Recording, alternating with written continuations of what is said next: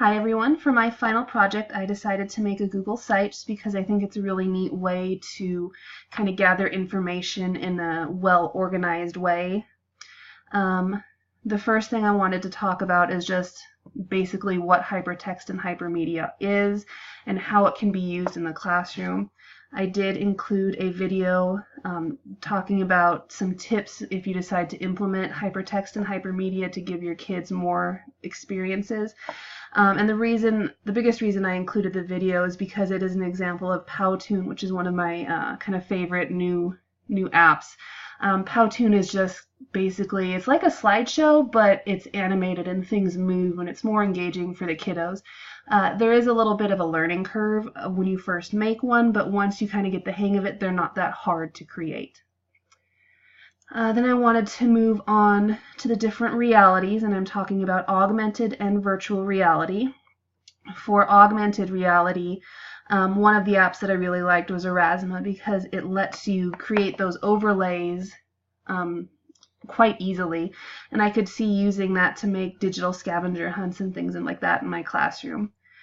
I also included the book that I made about augmented reality.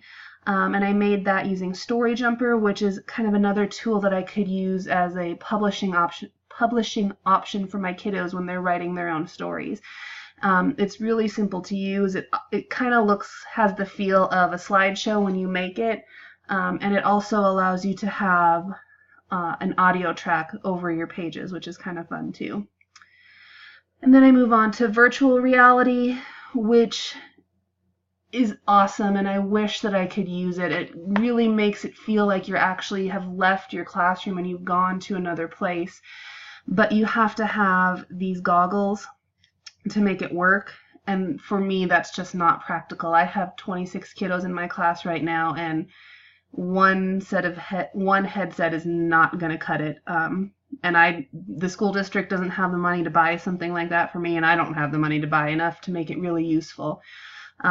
If you have the funds to do it, I think it would be really cool because you could travel around the world without having to leave your classroom, but for a lot of us, I don't think that's really a realistic option.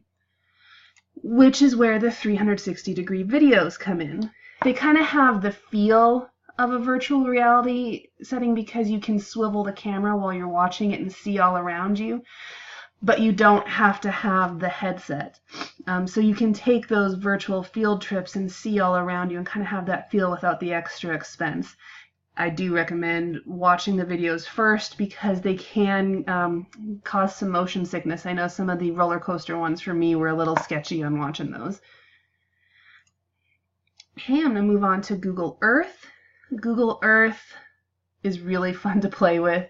You can see when you first go in, it's all zoomed out, and you can see the globe, and you can rotate the globe, and kids can get kind of a concept of where the continents are and things like that. And then you can zoom into specific places if you want to. And if you go to Street View, you can actually see pictures that have been taken of a lot of these places, and sometimes you even have the ability to actually kind of walk around the places.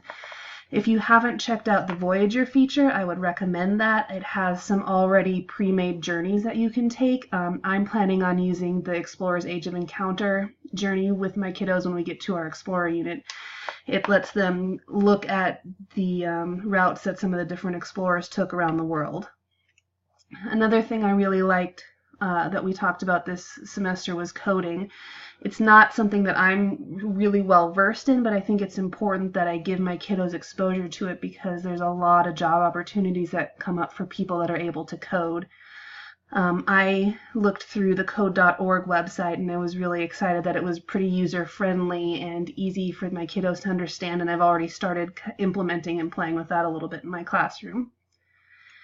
The last thing I wanted to talk about was visualization, and I think this is really important for us to keep in mind when we're creating our own materials for our classroom. Sometimes it's really tempting to put all the bells and whistles in, but that doesn't mean that it's easy for kids to understand. Sometimes they get overwhelmed with all the things we add into our slides and things like that.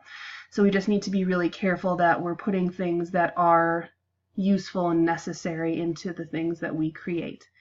It was a great class and I learned a lot. Thanks!